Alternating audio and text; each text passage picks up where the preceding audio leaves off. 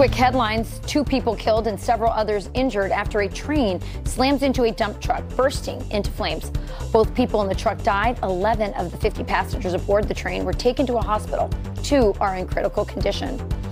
Turning to extreme weather, life-threatening flash floods are putting Hawaii on high notice.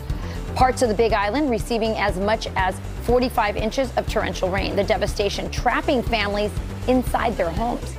As Tropical Storm Lane begins to drift away from Hawaii, another 5 to 10 inches of rain is expected throughout the day. And Australia's new prime minister officially inviting President Trump for his first visit down under. The president speaking on the phone with Scott Morrison to congratulate him on his recent win. The prime minister tweeting in part, quote, "We affirmed the strength of the relationship between the U.S. and Australia."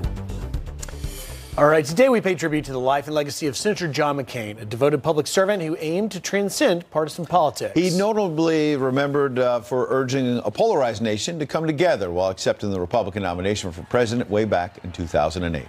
Here's his moment. Despite our differences, much more unites us than divides us. We are fellow Americans, and that's an association that means more to me than any other.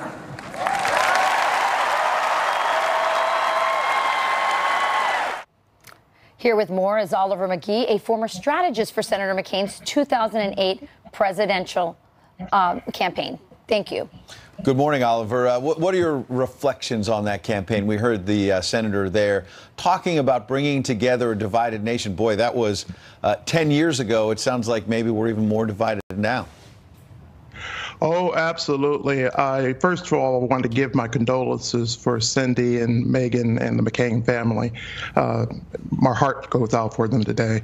John McCain, the Maverick, was really Solon the Contrarian, and that was a Athenian lawmaker who is really trying to deal with the chaos in Athens, and that's similar to what we're dealing with in the political chaos and the divide today. I often, when I'm thinking of the one word that reminds me of John McCain is he's a uniter. And what his campaign was doing in 2008 was country first. And he was really trying to really heal and unite the nation to get it prepared for the first black president in Barack Obama. I first met John at the Buckeye Corner with my best friend, Randy Camposanto, and we were locked in the store buying Buckeye goodies with the Secret Service, who came in with the Country First bus. And it came into the store, he came into the store with none other than Sarah Palin. He was just about to drive down to Dayton to announce her to the country as his running mate. And that was really an extraordinary experience because I got to meet him, John, and Cindy and Sarah, and they were the most warmest people that I've ever met. They were so folksy. We were actually shopping for Buckeye goodies with them. And we were in the store for about a half hour together, and they took pictures with Randy and his son Carl, who was just giddy taking a presidential nominee's picture.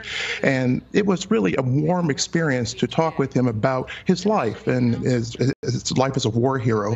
And he gave me the title of my book, Jump in the Aisle, How I Became a Black Republican in the Age of Obama.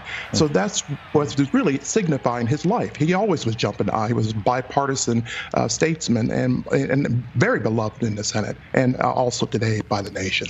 Oliver, very quickly, we're almost out of time, but he spoke to you about the need for the Senate to bridge bipartisanship. Ed raised the point that we're really divided. In his last speech in July of last year, he spoke about the need for bipartisanship. How important do you think that was to him? I think that was really his legacy speech. I posted that up on Twitter, and I think he was really trying to say that as we deal with the challenges of a divided nation, he was really paying his respects to the Senate floor that was so dear to him. And like Solon, they both loved the Constitution. They both loved their countries. And he was about country first. This is why he was a war hero. He gave his life for his country. And he was really giving a message to his colleagues. Stay together, work together, solve the nation's solutions, work with this president, and work with making America great again, but also country first. Very, very important. Oliver McGee, thank you very much for getting up and sharing your thoughts with us this morning. Thank you for having me today. Thank you, Walter. Thank you. Well, the political world honoring McCain, the tributes pouring in as we remember Senator McCain coming up.